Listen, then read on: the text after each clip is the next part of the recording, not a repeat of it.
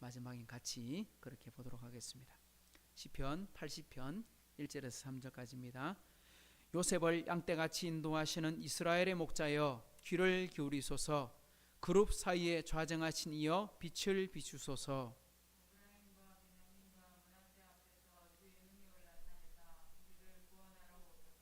같이요. 하나님이여 우리를 돌이키시고 주의 얼굴 빛을 비추사 우리가 구원을 얻게 하소서. 아멘. 우리가 78편, 79편 우리 두 편 말씀을 보면서 이스라엘의 역사 속에서 하나님께서 어떻게 말씀하고 계시는가 우리가 살펴봤는데, 78편은 다윗 시대의 찬양대 대장이었던 아삽이 기록한 시라 하는 것을 우리가 살펴보았습니다.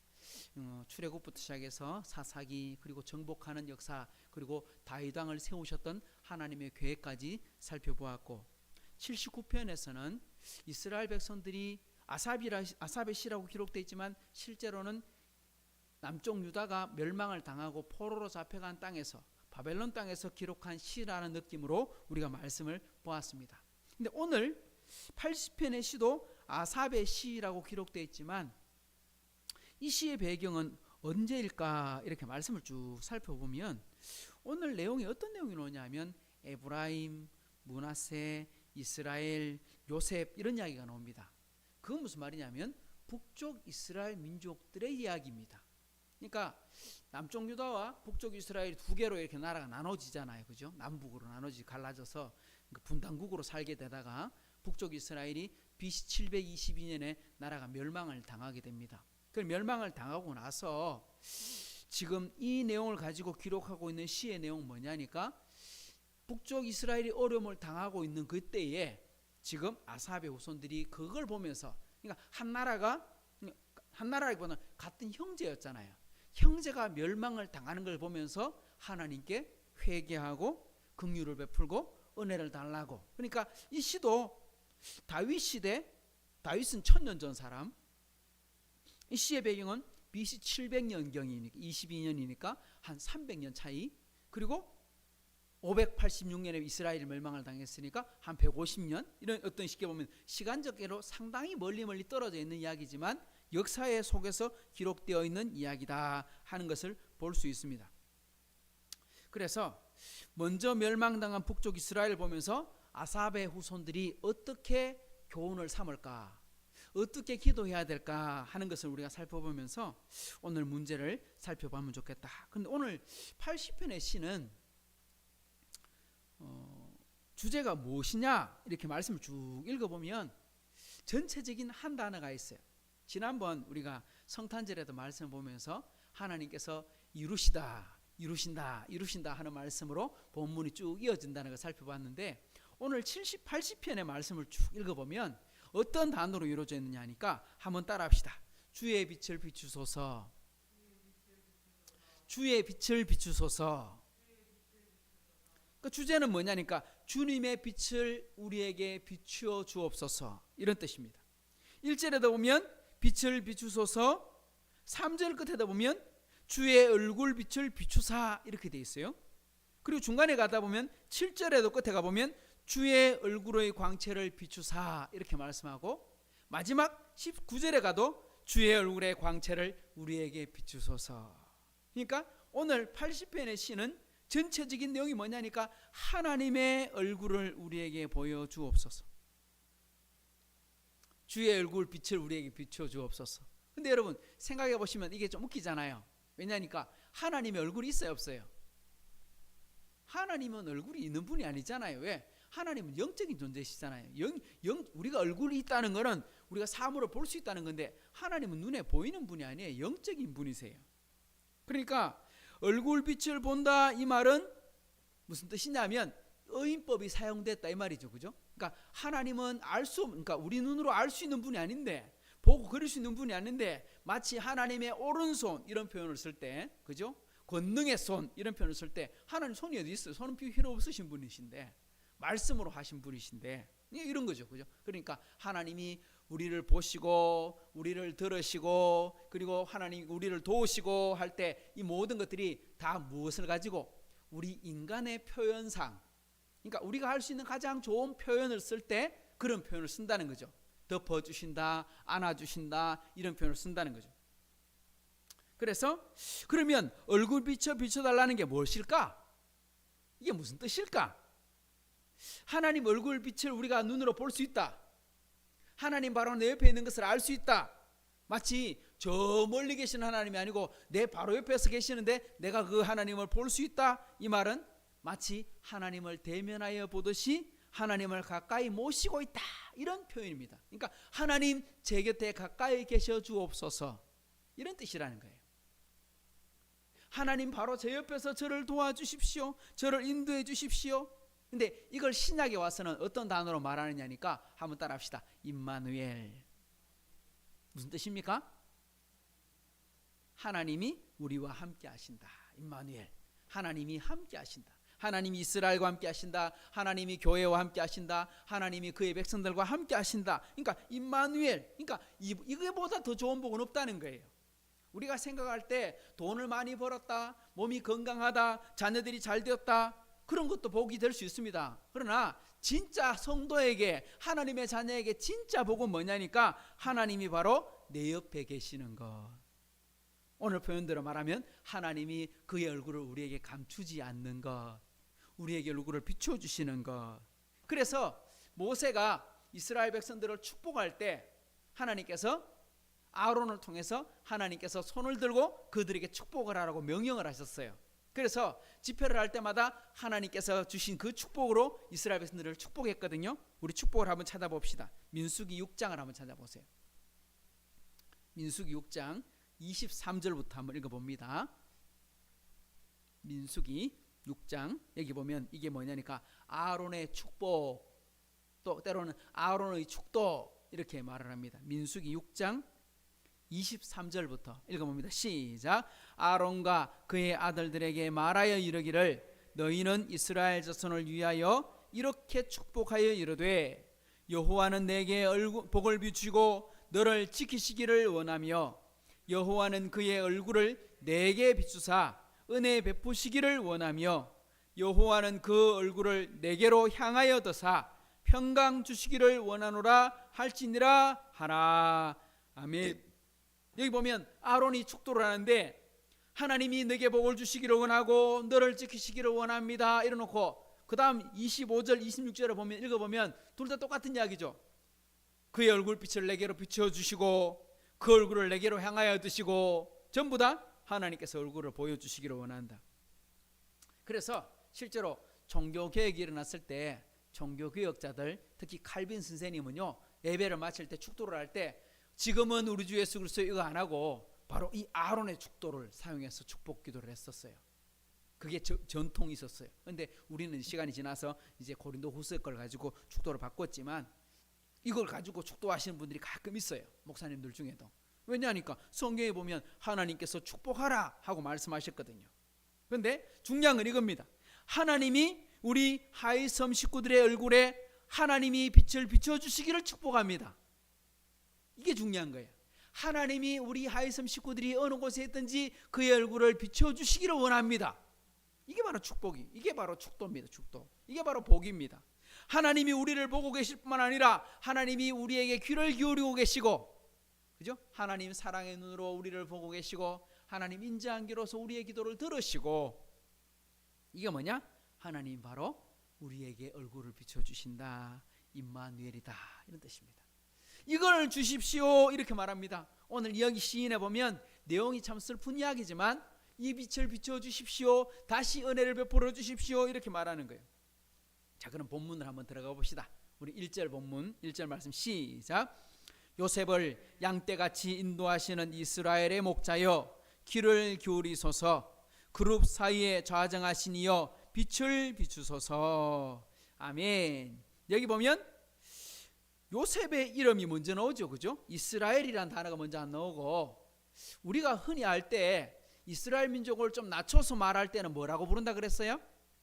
이스라엘이라고 하지 않고 야곱이다 이렇게 말했어요. 그렇지? 야곱이다. 버러지 같은 너 야곱아, 지렁이 같은 너 야곱아. 야곱이 나오고 이스라엘 나오고, 야곱이 나오고 이스라엘 나오고. 그러니까 항상 원래 야곱이 변해서 이스라엘이 되었지만 하나님께서 책망을 하시거나 아니면 네가 겸손해야 된다, 참 하나님을 다시 살펴야 된다 하고 말할 때는 항상 보면 야곱이라는 단어를 먼저 쓰고 표현을 한다 그랬습니다. 근데 오늘 여기 보면 이스라엘이라 말하지 않고 오늘 앞에는 뭐라고 돼 있어요? 요셉이다 이렇게 돼 있어요. 왜 요셉이라고 말할까? 왜 요셉이라고 말할까요? 2절에 보면 힌트를 얻을 수 있어요. 왜냐하면 2절에 보면 에브라임과 므낫세라고 하는 단어가 나오죠. 2절에 보면 이게 왜 그러냐면 1절에 요셉이라고 하는 말은 뭐냐니까 원래는 한 나라였어요. 남쪽 유다와 북쪽 이스라엘 한 나라였어요. 그런데 사울왕, 다윗왕, 솔로몬 때까지만 해도 한 나라 전체가 다 이스라엘이었어요. 그런데 솔로몬 왕의 후반기에 가서 너무나 많은 고생을 시키고 사람들에게 노역을 시키고 그랬기 때문에 사람들이 좀 이제 좀 쉽시다, 이제 좀 너무 힘들게 하지 마십시다. 이제 왕이 죽고 난 다음에 아들 르호보암이 들었을 때 우리에게 좀 이제 좀 힘을 좀 주십시오. 우리가 너무 아버지 때 고생을 많이 했습니다. 그랬더니 르호보암이 내가 좀 생각해보고 이야기해줄게. 가더니만은 다시 오락하고 불러놓고는 내가 아버지보다 더 시기할 거다 뭐 이런 이야기 해보니까 백성들이 등을 돌려버렸어요. 이 솔로몬 때문에 그래 됐죠. 그래 돌리고 여로보암을 붙잡고 새로운 나라 북쪽에 이스라엘을 세워버리는데 북쪽 이스라엘을 세우게 될 때 주동했던 지파가 어디 지파냐니까 어느 지파? 에브라임 지파입니다. 왜 에브라임 지파냐? 사울왕도 첫 번째 왕이었던 사울왕도 에브라임 지파입니다. 근데 왜 에브라임 지파냐 하면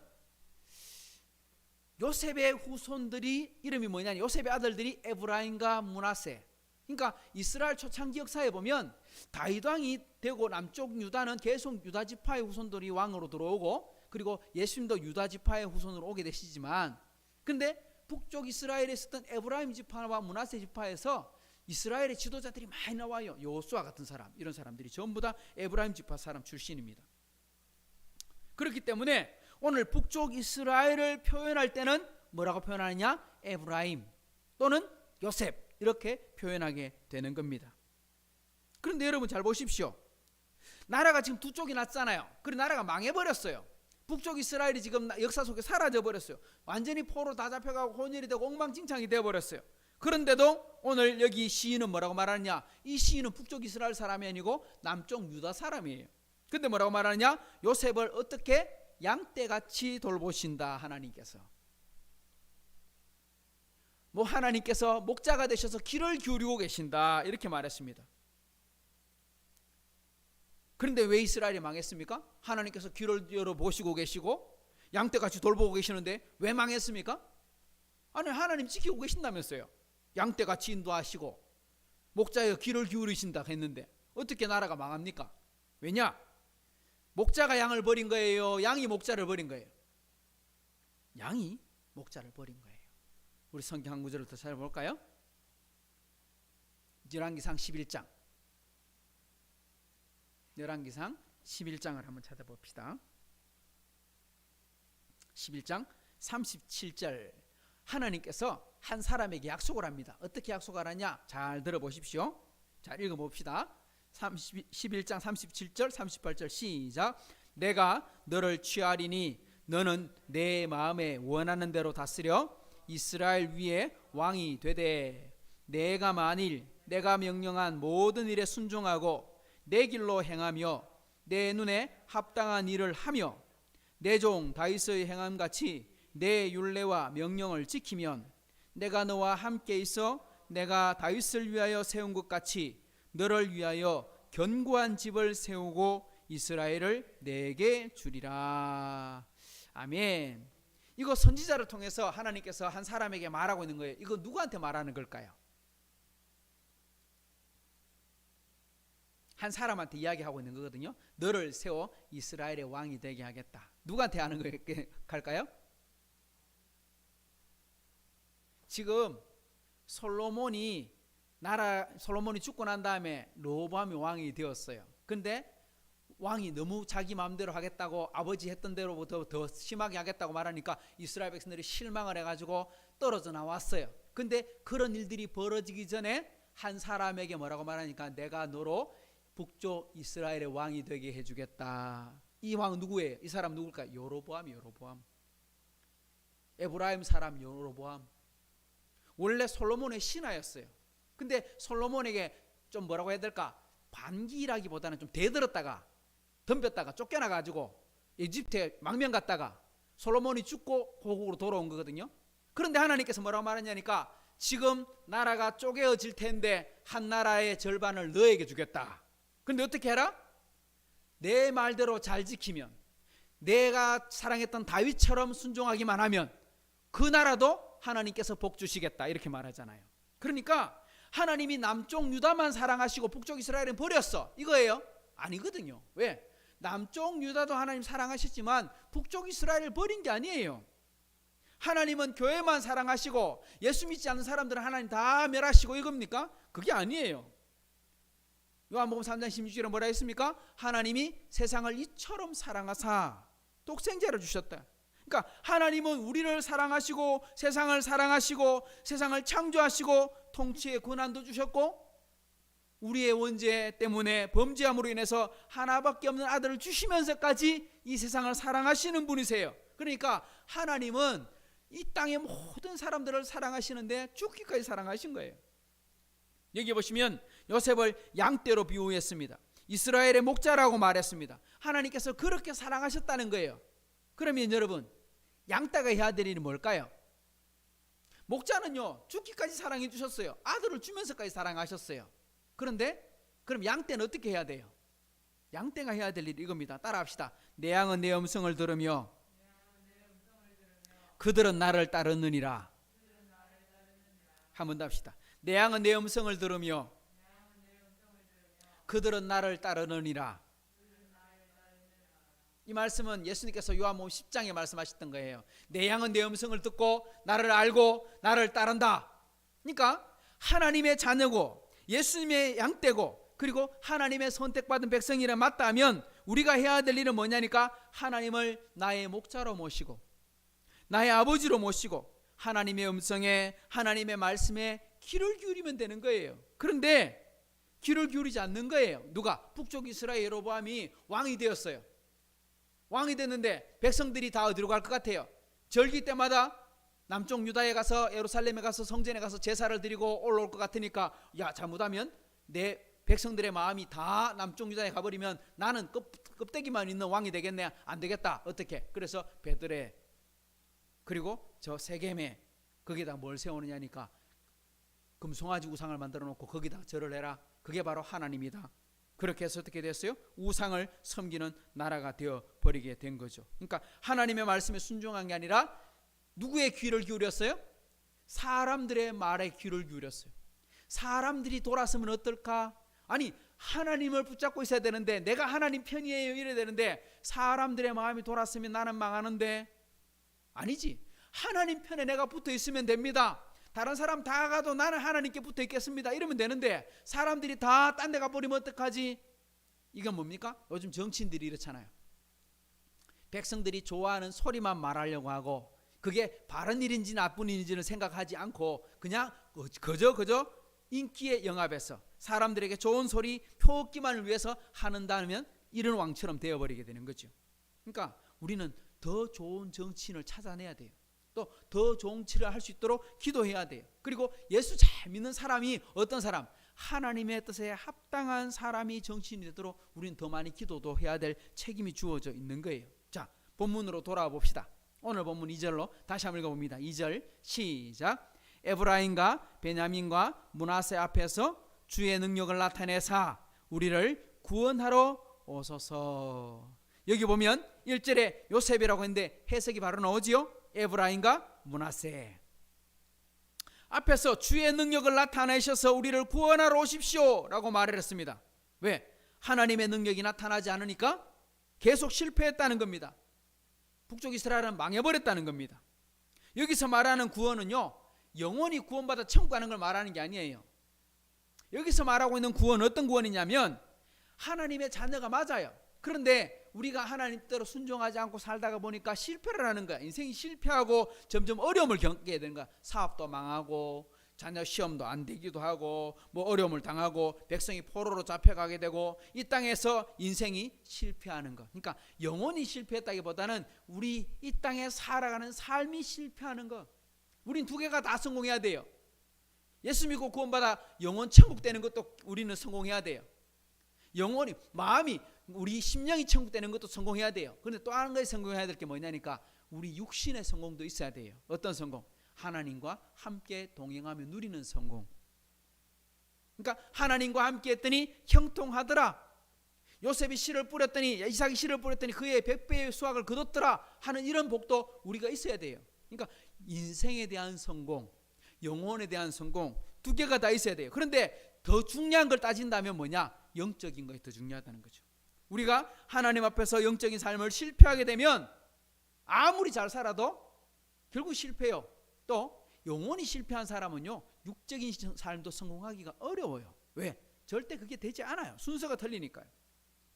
그러면 어떻게 해야 구원을 받는가? 그러면 어떻게 해야 성공할 수 있는가? 오늘 마지막 3절이 결론입니다. 3절 시작. 하나님이여 우리를 돌이키시고 주의 얼굴빛을 비추사 우리가 구원을 얻게 하소서. 어떻게 하면 될까요? 어떻게 하면 성공할 수 있을까요? 어떻게 하면 실패하지 않을까요? 어떻게 하라고요? 하나님이여 돌아오십시오 이렇게 말했나요? 하나님 돌아와 주십시오 이게 아니죠. 잘 읽어보면 하나님이여 우리를 돌이키시고. 누가 돌아가요? 하나님이 오시는 거예요? 우리가 돌아가는 거예요? 우리를 돌이키시고. 누가? 하나님께서 우리를 돌이켜 달래요. 다르게 말하면 하나님이 우리를 떠나가신 게 아니고 우리가 하나님을 떠났다는 걸 알 수 있어요. 하나님이 우리를 버리신 게 아니라 우리가 하나님을 버려버렸던 거예요. 이것을 꼭 기억해야 돼요. 하나님은 절대 그의 백성을 버리지 않습니다. 우리가 엉뚱한 짓을 하고 하나님을 멀리하니까 어떤 마음이 들어요? 마치 하나님이 저 멀리 계신 듯한 그런 마음이 들게 된다는 거예요. 그러니 오늘 이 시인의 고백이 정확한 겁니다. 우리를 돌이키시고 무슨 말이에요? 우리는 돌아갈 힘조차 없다는 거예요. 누가복음에 보면 탕자의 비유가 나올 때 그 탕자가 아버지께로 돌아가야 되는데 자신이 없잖아요. 주춤주춤 멈춤 하잖아요. 그런데 하나님께서 돌아올 힘조차도 없는 우리에게 은혜를 베풀어 주시고, 아버지 문 열고 들어가지도 못하는데 집에 찾아가 들어가지 못하고 저 멀리서 가야 될까 말아야 될까 망설이고 있을 때 아버지가 먼저 쫓아와서 아들을 붙잡고 안 놓아주고 끌고 들어가게 되는 것, 바로 이게 바로 은혜라는 거죠. 오늘 이런 말입니다. 우리를 돌이키시고 무슨 말이냐? 우리에게는 회개할 힘도 없습니다. 하나님, 돌아가고 싶은데 능력이 없습니다. 하나님, 그러니 우리를 불쌍히 여기시고 다시 한번 은혜를 주십시오. 다시 한번 우리를 붙잡아 주십시오. 그런데 그 다음에 뭐라고 말했냐? 따라합시다. 주의 얼굴빛을 비추사. 주의 얼굴빛을 비추사라고 말했어요. 빛이 비춰지면 어떻게 돼요? 우리 빛을 비추면 어떻게 돼요? 빛을 쫙 비추면 어떻게 돼요? 어둠이 물러가요. 아무리 깜깜한 것도 스마트폰 이렇게 켜가지고 프레시를 켜면 어둠이 물러가요. 빛이 나가게 돼요. 비가 오고 어둠이 덮여 있다가도 해가 떠오르면 모든 것이 새로워지고 밝아지게 되는 거죠. 하나님이 찾아오셔서 빛을 비춰주시면 아무리 어둡던 인생도 새로운 인생을 살 수 있게 된다는 겁니다. 그 다음에 뭐라고 말하느냐? 구원을 얻게 하소서. 이때 구원은요 뭐냐? 영혼의 구원이 아니라 우리 심령이 새로워지는 것, 이걸 말합니다. 다르게 말하면요, 우리 그 시편 51편에 뭐라고 되어 있습니까? 구원의 즐거움을 회복시켜 주옵소서 이렇게 나오잖아요. 그러니까 우리가 예수 믿고 구원받아서 우리 하나님의 자녀야. 이스라엘 백성이든 남쪽 유다의 사람이든 다 하나님의 자녀였어. 그런데 우리가 하나님과 멀어져 가지고 마치 구원의 즐거움이 하나도 없이 바짝 메마른 노문과처럼 마음이 버석버석하고 갈라져 있을 때 하나님께서 거기에 뭘 주시느냐? 단비를 주시고 빛을 주시고 바람을 주시고 새롭게 하셔서 그것이 물렁물렁하게 아주 기분 좋게 새로워지게 만들어 주신다 이겁니다. 그래서 이것이 구원의 즐거움을 회복하는 것입니다. 지금 우리도 기도할 때 이렇게 기도하라는 겁니다. 어떻게? 하나님 우리를 돌이키십시오. 하나님의 얼굴빛을 비춰주십시오. 우리에게 구원의 즐거움을 회복시켜 주십시오. 따라해 봅시다. 우리 세 가지. 하나님 우리를 돌이켜 주십시오. 하나님의 얼굴빛을 비춰 주십시오. 구원의 즐거움을 회복시켜 주십시오. 자, 세 가지 기억하십시다. 오늘 본문 80절 80편 3절까지의 말씀에서 우리가 기억해야 될 건 하나님 우리를 돌이켜 주옵소서. 하나님 우리에게 얼굴빛을 비춰 주옵소서. 하나님 우리에게 구원의 즐거움을 회복시켜 주옵소서. 이게 은혜 받은 사람, 하나님의 자녀가 된 사람이 해야 될 고통 속에서 기도하는 기도의 제목이다. 이런 은혜가 우리 하이섬 식구들에게도 함께 있기를 주님의 이름으로 축복합니다. 기도하겠습니다. 좋으신 하나님 감사합니다. 오늘 우리가 하나님의 말씀 묵상하면서 이스라엘 민족이 특별히 북쪽 이스라엘의 역사 속에 어려움 속에 문제가 있을 때 하나님 아삽의 후손들이 함께 기도하면서 하나님 주의 얼굴을 빛을 비춰 주옵소서. 우리를 돌이켜 주옵소서. 우리에게 새로운 기쁨을 주옵소서. 하나님 우리가 하나님을 다시금 만나게 해 주옵소서 하고 기도했는데 오늘 이 기도가 우리 하이섬 식구들의 기도가 되게 해 주옵소서.